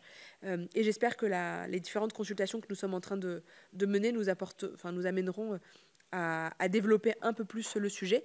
Mais la philosophie française, c'est pas de mettre des zones libres de loups et des zones occupées. C'est pas celle-là. C'est plutôt de protéger au maximum, même si on sait, j'ai en tête un cas en particulier, je pense à la zone Roquefort, où la protégeabilité, réellement, elle n'est pas... en tout cas, pas possible en l'état. Et on a aussi la question des AOP, on a la question des doubles prédations. Enfin, la question aujourd'hui du loup sur les territoires a aussi vocation, je pense, à être territorialisée en partie, puisque les réponses et les besoins ne sont pas les mêmes. Et on a des endroits où ça fonctionne, et on a des endroits où ça ne fonctionne pas. Et on sait que les territoires où il y a du loup historique, il y a des protections qui ont évolué, et des territoires où il arrive, où les élevages sont beaucoup plus sensibles. Et je serai évidemment aux côtés sur la question de la belle invitation qui m'a été faite pour mettre en valeur notre patrimoine charolais. Monsieur le Président, je crois avoir répondu aux différentes questions que j'ai pu noter. Merci. Donc, je vais donner la parole à Michael Weber. Monsieur le Président, chers collègues, Madame la Ministre, vous avez évoqué tout à l'heure, en parlant de la SNB, de l'évaluation et des indicateurs. Et je pense que je le disais lors de mon intervention au Comité national biodiversité, où j'intervenais non pas en tant que sénateur, mais en tant que président de la Fédération des parcs naturels régionaux de France. Je pense que c'est important et qu'on devrait s'obliger à un retour sur les impacts des choix qui ont été faits, et en tout cas de ce choix, de cette stratégie sur la SNB. Sur le fond, vous avez parlé de territorialisation et je crois que c'est important. La question, c'est de savoir comment est-ce que l'on prend en compte l'impact sur les territoires et la traduction de cette SNB sur les territoires. Il y a beaucoup de gestionnaires à protéger, vous ne les avez pas cités, mais je pense que c'est important comme de se dire que sur les territoires, nous avons les parcs nationaux, les réserves naturelles qui interviennent, les conservatoires d'espaces naturels, les grands sites de France, les parcs naturels régionaux et d'autres qui sont en réalité le dernier maillon, peut-être même le dernier kilomètre de la mise en œuvre de cette politique et dont il faudra tenir et auquel on devra donner les moyens. Vous avez parlé des moyens d'ingénierie. La question, c'est de savoir comment est-ce que vous comptez renforcer ces moyens à l'attention de ces gestionnaires à protéger. Et puis, c'est aussi la question de la cohérence de la politique mise en œuvre en termes de biodiversité. On ne peut pas valider simplement une stratégie nationale de la biodiversité si parallèlement, vous avez évoqué le pacte haies, si l'on constate que le solde aujourd'hui entre les plantations de haies et l'arrachage de haies reste négatif. Et c'est quand même le constat que l'on fait aujourd'hui. Et c'est la même chose aussi sur l'utilisation des produits phytosanitaires que l'on a sur les territoires. Enfin, sur les zones humides, vous avez évoqué le projet de parc national de zones humides. Si aujourd'hui, effectivement, il a du mal à sortir de terre, c'est qu'on a tous en mémoire ce qui s'est passé à l'époque sur le parc national de forêt. Ça a été assez compliqué sur l'acceptabilité politique et sociale dans les territoires proprement dit, et que là, on n'est pas dans la démarche de contractualisation avec les territoires, mais bien d'une décision qui est prise sans que les territoires considèrent que vraiment il y a une plus-value, enfin, que la dot est suffisamment intéressante pour procéder au mariage. Et enfin, le dernier élément qui n'a encore pas été évoqué, c'est le lien qu'il y a entre zone d'accélération des énergies renouvelables et espace naturel. Et j'ai une inquiétude de ce point de vue-là, de ce que j'entends sur les territoires, de cette volonté que quelques-uns voudraient utiliser ces zones naturelles, ces espaces naturels pour en profiter et notamment pour l'installation notamment des panneaux photovoltaïques. Vous savez que c'est un sujet. Et puis, juste une réaction sur le loto nature, etc. Moi, je suis assez sceptique parce que je pense qu'on parle bien, on l'a dit tout à l'heure, de la 6e extinction de masse. Je crois que la vie, c'est pas un loto, c'est pas un jeu. Et donc, je suis assez sceptique. Alors, je comprends bien qu'il y a des moyens qui sont à la clé, mais sur l'image que cela donne, sur les enjeux liés à la biodiversité et à notre propre avenir quant à l'espèce humaine sur notre belle planète. Merci. Merci. La parole est à Jacques Fernic. Oui, je vais essayer d'être rapide cette fois-ci.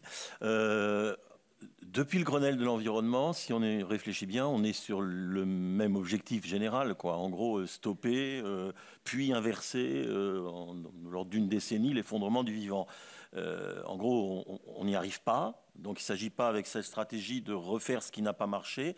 Et en ce sens, je crois que les avis du CNPN, du Comité national de la biodiversité, sont précieux parce que moi j'y vois leurs préconisations qui se déclinent en 3 axes rapidement.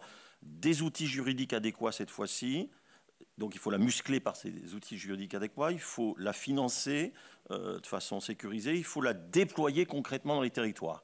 Alors sur les outils juridiques, alors peut-être adossé à la charte de l'environnement, peut-être un texte législatif, mais surtout que la stratégie soit imposée par un texte réglementaire. Je crois que cette fois-ci, il faut y arriver. Donc mes collègues ont déjà abordé beaucoup de ces axes. Donc sur le financement, j'y reviendrai pas. Mais sur l'articulation dans les territoires, on parlait d'un 3e document qui traiterait de cette déclinaison territoriale de la SNB. À ma connaissance, il n'existe pas. Le Comité national de la biodiversité n'a pas encore vraiment commencé à travailler sur cette articulation entre le national et le régional. Donc comment déployer concrètement, efficacement cette politique dans les territoires? Merci. Je vais donner la parole à Hervé Gillet. Merci, Président.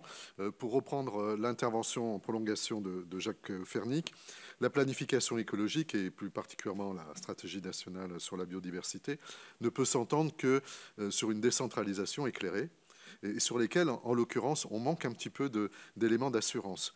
Comment, au niveau des SRADET, aujourd'hui, il y a ces déclinaisons? Comment la politique de complémentarité avec les ARB, les agences régionales de la biodiversité, sont-elles travaillées? Et comment retrouve-t-on dans les politiques contractuelles ces objectifs? Il faut donner du sens à un certain nombre de contrats qui existent déjà, des plans, comme les plans climat, air, énergie territoriaux, qui pourraient aussi avoir un volet aujourd'hui biodiversité. Et en les inscrivant dans une planification type SCOT, par exemple, là où on en a la possibilité, ça permettrait d'avoir une réelle vision à l'échelle des territoires. Donc, quelle est votre vision sur la contractualisation, la planification et la déclinaison à l'échelle des territoires? Et dernière question, il y a un sujet qui monte aujourd'hui sur la qualité des compensations. Comment évalue-t-on la qualité des compensations aujourd'hui? Il y a des interrogations qui sont fortes parce qu'on crée des compensations, mais on ne les évalue pas réellement dans le temps. Et aujourd'hui, il y a de fortes interrogations et c'est un élément primordial par rapport à la stratégie de la biodiversité. Merci. Je vais donner la parole à Audrey Bellim. Merci, Monsieur le Président, chers collègues. Madame la Ministre, les Outre-mer abritent, comme vous le savez, une part prépondérante de la biodiversité française. Outre-mer qui sont également les régions finalement les plus exposées aux risques et aux dérèglements climatiques. Et d'ailleurs, les prévisions du GIEC sont alarmantes nous concernant. Comme nos prédécesseurs avaient pu le rappeler lors des débats sur la loi de la reconquête de la biodiversité, les Outre-mer sont singuliers par rapport à l'Hexagone, mais également singuliers par rapport entre eux-mêmes, si je peux me permettre de le dire comme ça. Et de cette observation a pu aboutir, grâce entre autres à une forte mobilisation des élus ultramarins, eh bien, la régionalisation par bassin des OFB. Les contributions à la SNB ont amendé l'élaboration du projet de stratégie nationale pour reconnaître une place majeure des Outre-mer dans la biodiversité française et inclut par ailleurs plusieurs mesures spécifiques prévoyant, nous l'espérons, eh bien, un rééquilibrage des moyens. En termes de structuration et de montée en puissance sur les missions qui sont définies lors des préfigurations, eh bien, nous devons faire face à plusieurs enjeux. Trouver les ressources humaines qualifiées afin de répondre aux enjeux de nos territoires et bien sûr trouver les ressources financières pour répondre aux enjeux et accomplir nos missions. Pour autant, nous devons faire face à des ressources financières diminuées par rapport à l'Hexagone au regard de la compensation de la vie chère. Je le rappelle, 40% en Guadeloupe, 53% à La Réunion. Et en ce qui concerne le fonds vert, eh bien, nos arbres ne sont pas éligibles aux 100% de subventionnement comme pour les collectivités locales. Cette question a déjà été soulevée au sein de l'OFB et la direction générale se dit prête à compenser cette prime, eh bien, si les régions apportent leur dotation de fonctionnement aussi à même hauteur. On est là un petit peu face à une impasse. Et il faut en sortir car nous avons à cœur, nous, à La Réunion, de lancer de façon concertée le chantier de la nouvelle stratégie régionale de la biodiversité en nous appuyant sur l'esprit de cette SNB et, entre autres, sur l'Agence régionale de la biodiversité présidée par Erika Barej. Peut-on attendre un financement de nos structures à la hauteur des enjeux de la richesse de la biodiversité et de risques face au changement climatique? Je pense notamment au fonds vert où nous souhaiterions que le subventionnement puisse passer à 100% aussi pour les EPCE. Je vous remercie. Collègue, la parole est à Monsieur Omar Ouali.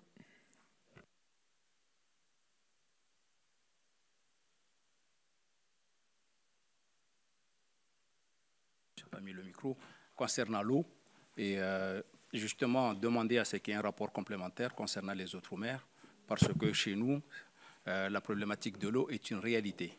À Mayotte, d'où je viens, bien évidemment, c'est dramatique et que si rien n'est fait d'ici quelque temps, nous allons droit à une crise sanitaire sans précédent dans cette île-là parce que réellement, on n'a pas d'eau. Et déjà, on voit certaines maladies qui avaient disparu dans l'île et qui commencent à apparaître. Madame la ministre, la commission tonnière de l'océan Indien s'est réunie le 21 juin 2021, a fait constater d'une inquiétante baisse des stocks tonidés, notamment le thon albacore, en raison de la surpêche dans le canal de Mozambique. Dans la stratégie nationale de la biodiversité, 2 fiches proposent de limiter le changement d'usage des terres et des mers. Dans notre territoire de l'océan Indien, vous avez un bon exemple d'application de ces orientations. Il faut limiter la pêche industrielle dans le canal de Mozambique, où d'ailleurs une partie non négligeable de ce que l'on trouve dans les filets est rejeté à la mer. Les produits à forte plus-value n'intéressent que les armateurs.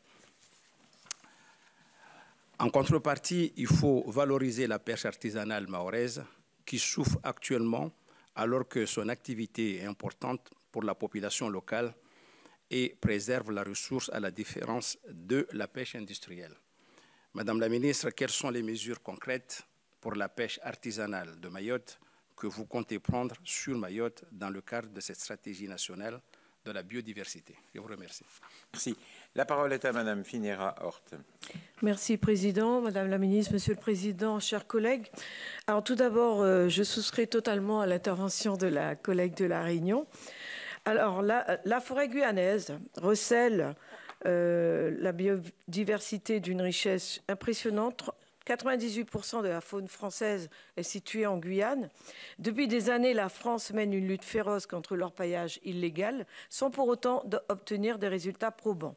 Tous s'accordent à dire qu'il est nécessaire de renforcer la diplomatie et d'imposer des contraintes économiques au Brésil, d'où viennent d'ailleurs les garimperos. Je sais bien, Madame la Ministre, que vous n'êtes pas ministre des Affaires étrangères, mais j'aimerais savoir quel poids pouvez-vous avoir dans ce dossier afin de permettre la sauvegarde de la biodiversité guyanaise. Vous connaissez certainement la volonté des Guyanais à développer leur territoire, mais trop souvent, cette volonté se heurte aux enjeux de protection environnementale. Donc, Madame la Ministre, quelles sont les solutions, selon vous, pour allier développement durable et aménagement du territoire? Voilà, je vous remercie.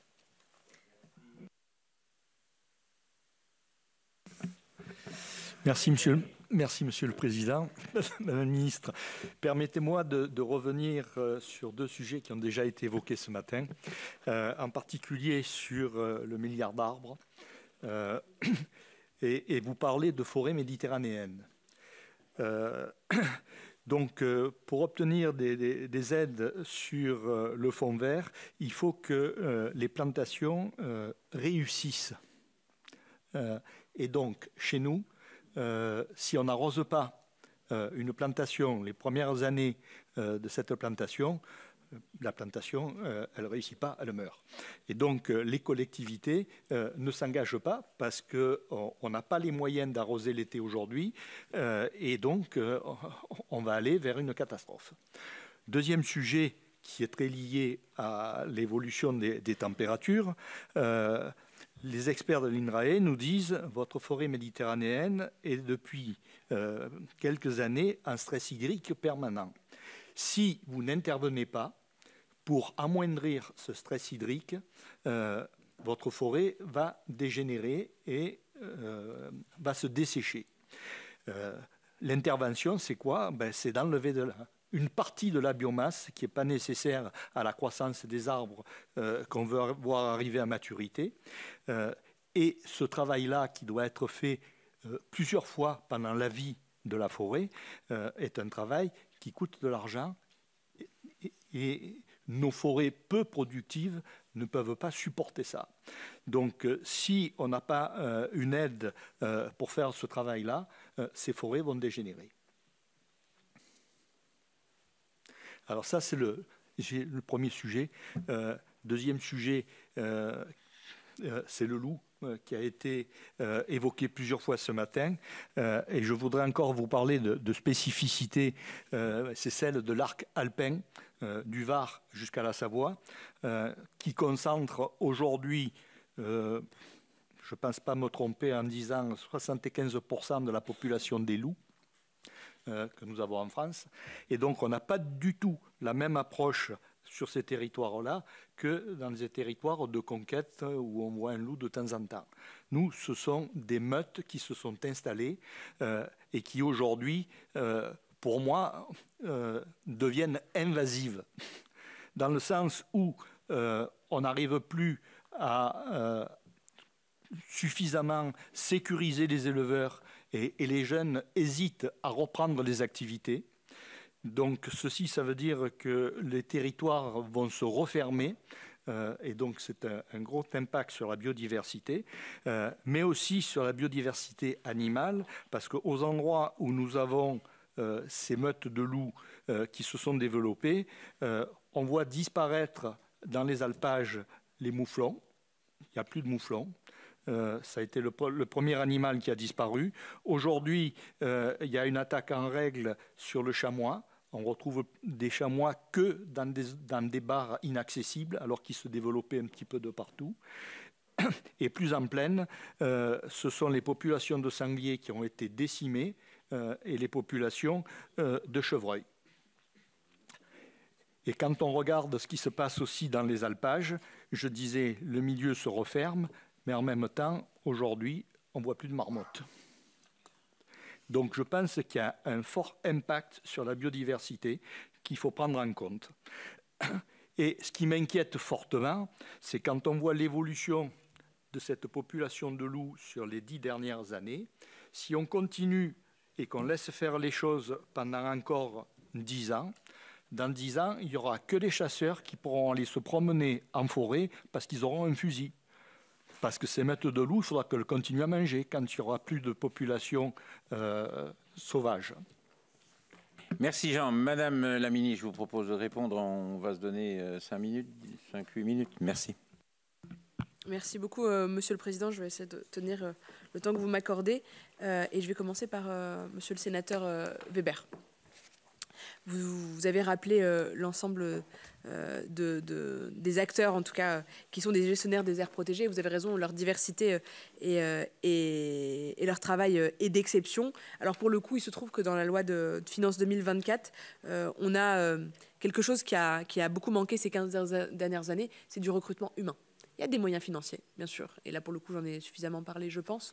Mais il y a surtout une augmentation, par exemple, de 15 ETP pour le parc national des forêts qui avait été créé en 2019, et on sait dans quelle histoire il a eu, ou encore le parc national des Calanques.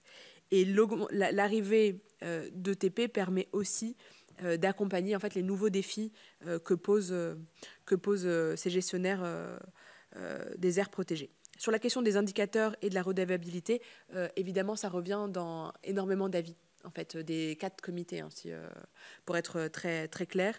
Moi, je suis convaincue que pour que cette SNB fonctionne, et parce que je me suis retrouvée de l'autre côté de la table il y a quelques années encore, la redevabilité et le suivi des indicateurs et de l'évaluation sera un des éléments essentiels de cette stratégie, sa planification en termes financiers, mais aussi sa planification en termes de déploiement et d'objectifs. Et c'est bien dans ce cadre-là qu'on essaye de la faire atterrir, si vous me passez l'expression.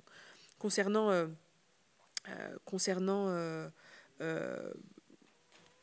le loto, j'y reviendrai pas parce que c'est pas. Enfin, on joue pas avec la biodive. Je ne joue pas avec la biodive, monsieur le sénateur, très sincèrement. C'est simplement une opportunité nouvelle, comme le loto du patrimoine, de sensibiliser à un sujet et rien d'autre. C'est pas la question budgétaire qui est au cœur de ce débat, mais plutôt comment on parle de nature dans un bar PMU aussi, sans aucune hiérarchie dans les lieux.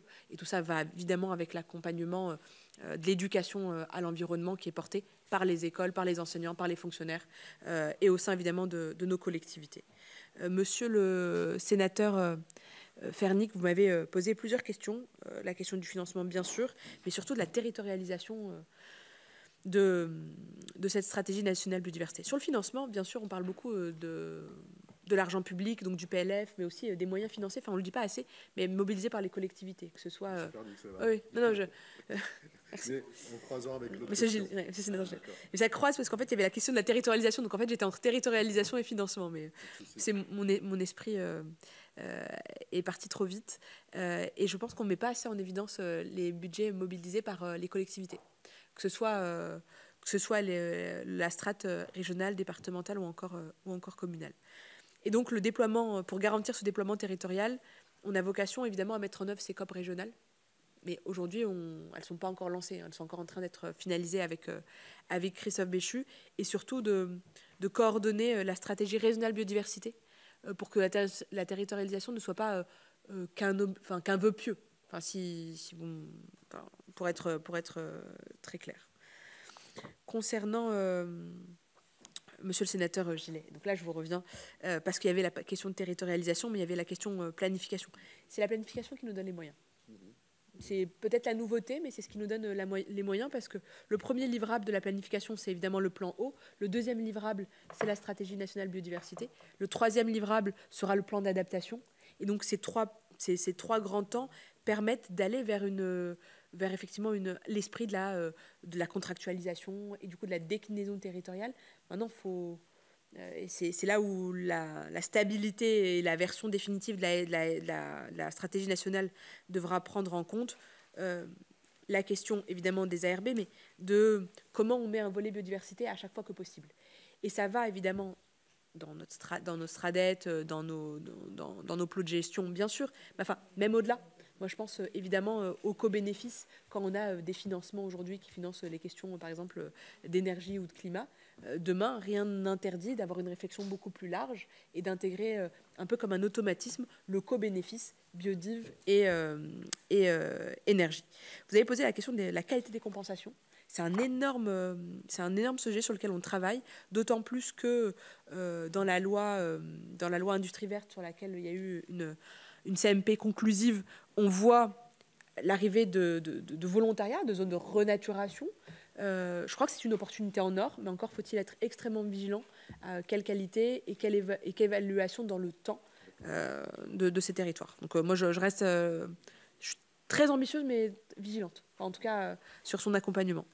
Madame la sénatrice Bélim, vous avez raison, les Outre-mer dans leur diversité apportent une richesse certaine, mais il faut avoir un regard, pour le coup, plus spécifique, territoire par territoire, puisque au-delà de la richesse remarquable qui est posée, on a une stratégie nationale biodiversité qui, parce qu'il y a un certain nombre de rapports et d'avis des comités qui ont été soulevés, va intégrer dans quasiment chacune des fiches un regard spécifique sur les Outre-mer. Et donc, c'est les travaux que nous sommes en train de mener pour que la stratégie nationale présentée, donc définitive, intègre bien la spécificité des territoires, mais aussi cette particularité accompagnée. J'ai bien pris note de la question du financement, sur laquelle je pourrais vous revenir et revenir évidemment à la présidente de l'ARB, mais j'ai besoin de lever le sujet pour avoir plus d'expertise sur la question du financement et de l'arbre en particulier.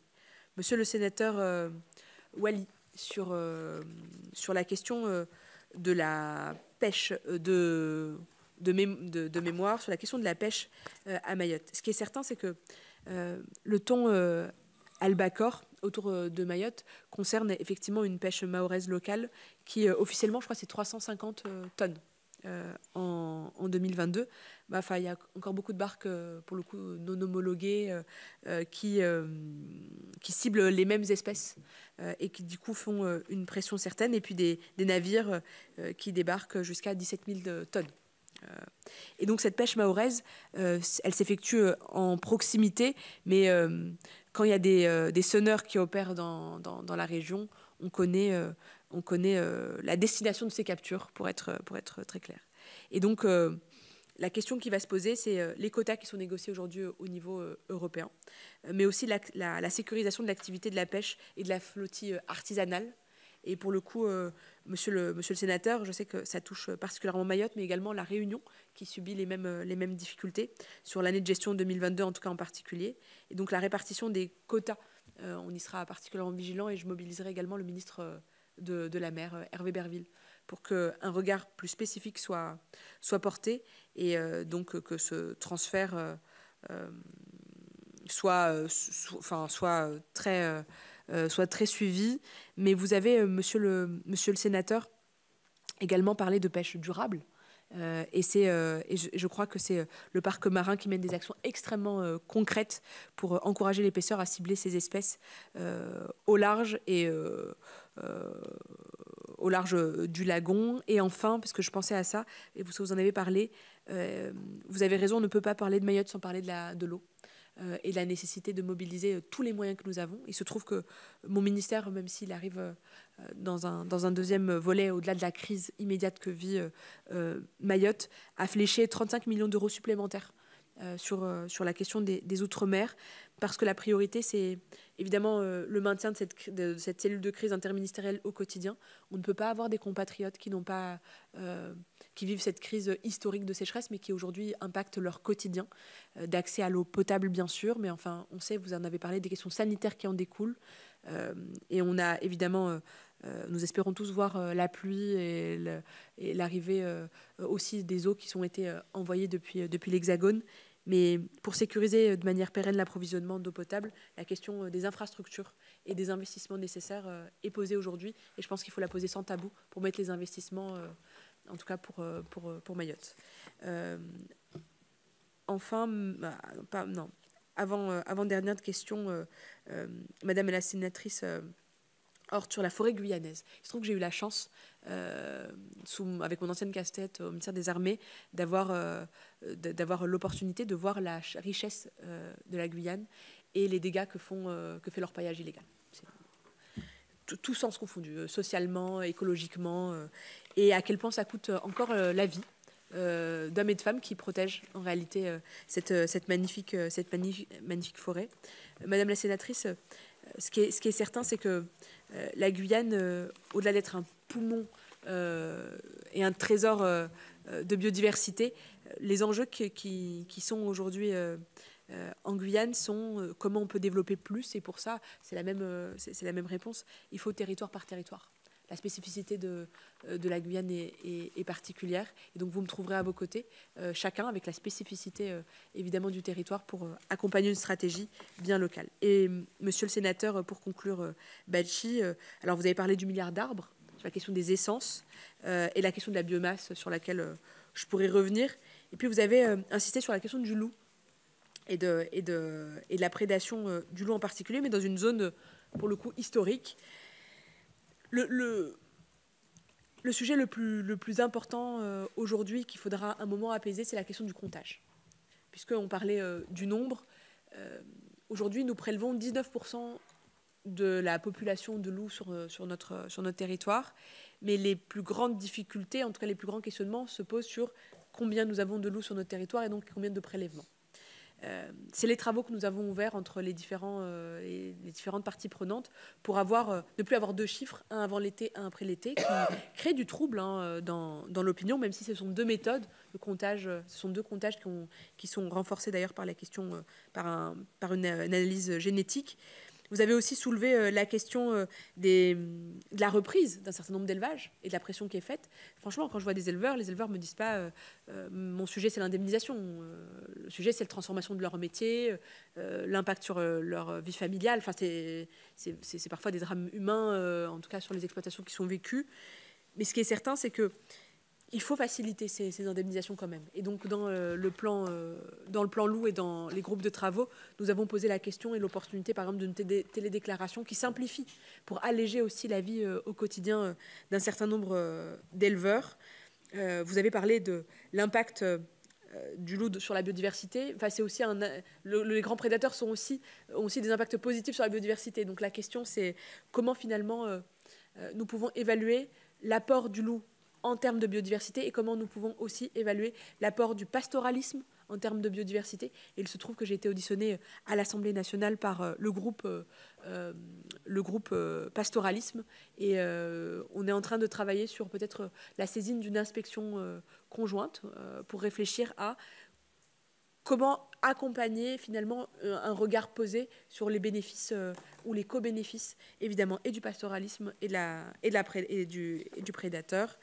Et monsieur le sénateur, pour conclure, j'espère bien, en tout cas, que il n'y aura pas seulement des chasseurs qui pourront se promener dans nos magnifiques territoires, parce que plus que jamais, nous avons besoin d'accompagner tout le monde et de préserver une espèce qui est aujourd'hui encore menacée. Je vous remercie. Merci, Monsieur le Président. Merci, Madame la Ministre. Moi, je tiens vraiment à vous remercier parce que les questions étaient denses. Il y a eu beaucoup de nos collègues qui sont intervenus. Ça prouve tout l'intérêt que porte cette commission à la biodiversité. Et moi, je suis heureux des échanges qu'on a pu avoir et des réponses que vous avez pu nous apporter. Merci, et on aura l'occasion effectivement de nouveau d'échanger sur un certain nombre de dossiers. Et j'ai bien conscience que cette problématique du loup est une problématique importante. Et pour terminer avec un petit peu d'humour, Jean, tu as de la chance parce que chez toi, ils attaquent les sangliers. Chez moi, ils trouvent qu'ils ont plus près dans le frigo et ils attaquent nos montbéliardes. Donc voilà. Merci Madame la Ministre pour effectivement cet échange.